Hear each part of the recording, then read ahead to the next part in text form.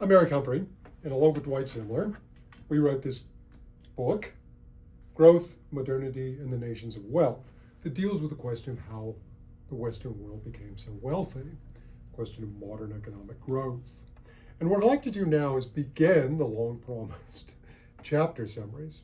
This is chapter 1, which chronicles the greatest escape in human history, the escape from poverty.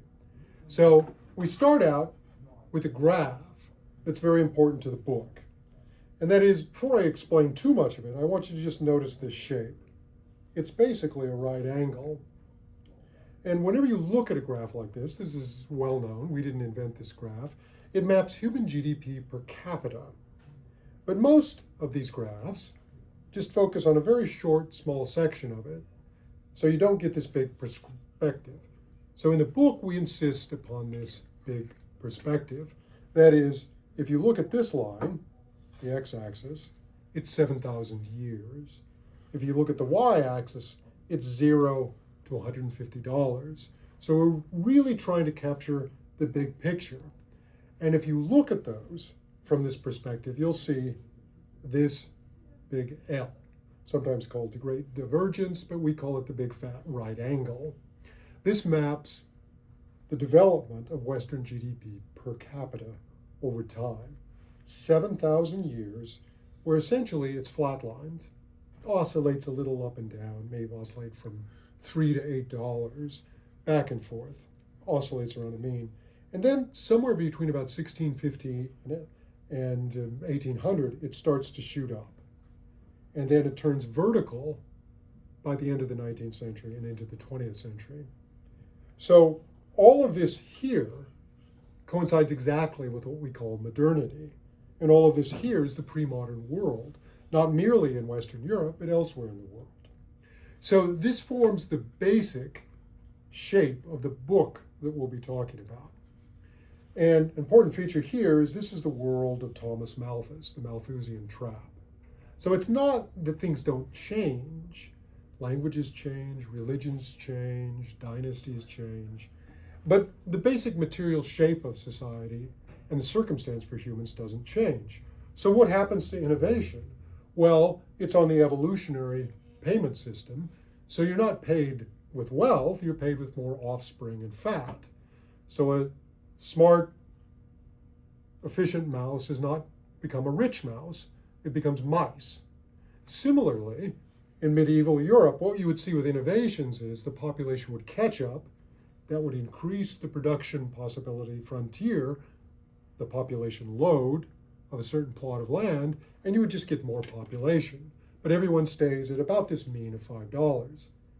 So this world is held down by a basic constraint. This world is not. This measures an efficiency effect.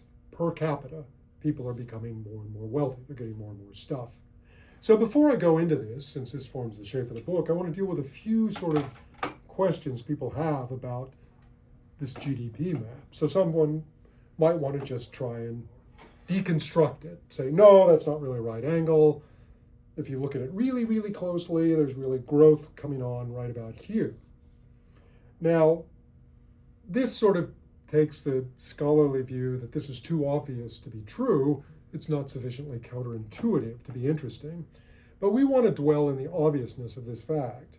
And that is, sure, if you look at something with a magnifying glass, it's going to look bigger than it really is.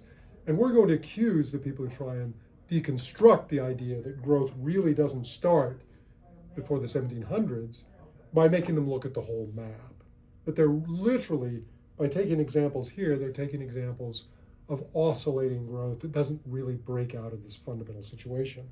Somewhere here there's an inflection point, what we call the breakout in the book, that starts this new world that coincides exactly with a modern world.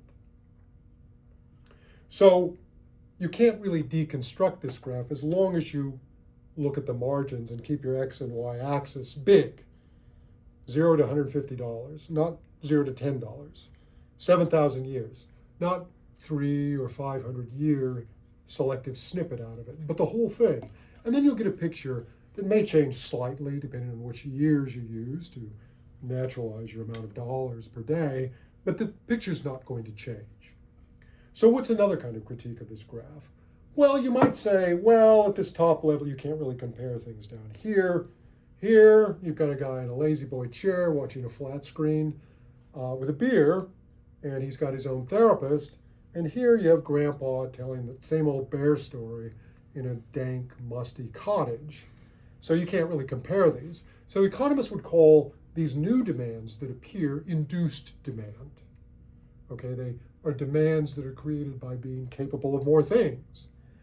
So is this world incommensurable with this world? Some people would say, well, you can't really compare them directly. But we don't think that's a very good argument because you can still compare inputs. That is, your cottage and your warm fire take a certain amount of resources and energy, and they take a hell of a lot less than what takes up here to run your flat screen and your lazy boy. Similarly, where you have a therapist up here, they're very expensive. They need food, clothes, and have a high hourly rate. And down here, you just have your dog, and you just feed him scraps. And for the store, you can feed Grandpa a bowl of potatoes or gruel or whatever you have. So you really can compare these, maybe not directly, but indirectly through the inputs. So the problem of induced demand introduces an interesting kind of problem, which brings us to the next critique of this kind of graph. And that is, this is a graph of GDP. It's not a graph of happiness. The people at the top are probably no more happy than the people way down here at the bottom of the graph. But that's a spiritual problem. So we can't really solve that here, but all we can note is that you've got to be rich in the first place up here to think in terms of spiritual problems. So we can't solve that problem. Economic models and religious models say that human desire is indefinite or endless. So you'll have to talk to Plato or Augustine for that kind of problem. For this book, we want to keep it superficial and materialistic in a good Anglo-Saxon manner. So our heroes are Charles Darwin, Adam Smith, and Isaac Newton, not Rousseau, Hegel, and Marx. So we're not trying to offer a theory of happiness. We're trying to offer the prerequisites of a theory of happiness. That is, how do we get all this stuff that enables us to ponder and wonder about spiritual matters? So the graph stands as an accurate representation of the things that we want to explain, and this will form the shape of the entire book. In the next chapter, we'll talk about this world that's held down by a constraint and how that creates its own culture. In this world, we'll talk about the lifting of that constraint and an efficiency effect. And we'll center this question about what is this? This is not human nature. This is not an essence. This is some sort of historical event. Like all events, it took place at a certain time and place, somewhere between 1650 and 1850 in Western Europe. And that's what we have to explain. So now we've got the shape of the book and the problem.